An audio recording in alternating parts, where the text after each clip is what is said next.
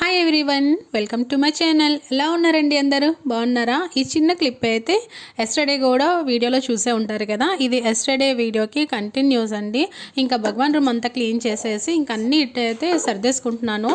అంటే every month ఇలా చేసుకుంటే చాలా నీట్గా ఉంటుంది. బట్ ఎవ్రీ మంత్ చేయలేమండి. నేను ఏదో ఒక 6 monthsకో 5 monthsకో అట్లా చేస్తూ ఉంటాను. మరి పాడైపోయినా ఏదైనా మైల్ వచ్చినా, మైల్ అంటే ఎవ్రీ మంత్ మనకు వచ్చే పీరియడ్స్ కాదులేండి, మామూలు ఫ్యామిలీలో ఏదైనా అయితే అట్లాంటప్పుడు తప్ప మిగతా ఇప్పుడు నేను క్లీన్ చేయనండి. చాలా పెద్ద ప్రాసెస్ ఇది.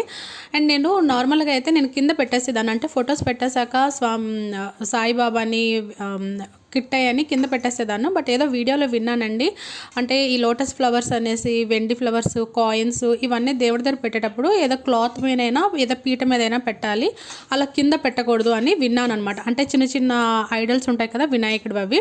సో అప్పటి నుంచి నేనైతే ఆ పీటలు పెట్టుకుని పీటల మీద అయితే అది పెట్టుకుంటానండి. నేను కూడా అక్కడ ఇక్కడ వినేవేళ్ళండి, నాకు కూడా పెద్దగా ఏమీ తెలియదు.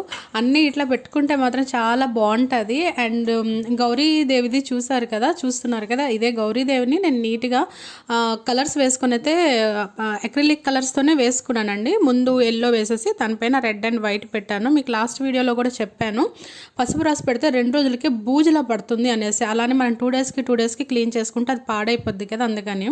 మా టైల్స్ అయితే చాలా నీట్గా అనిపిస్తున్నాయి.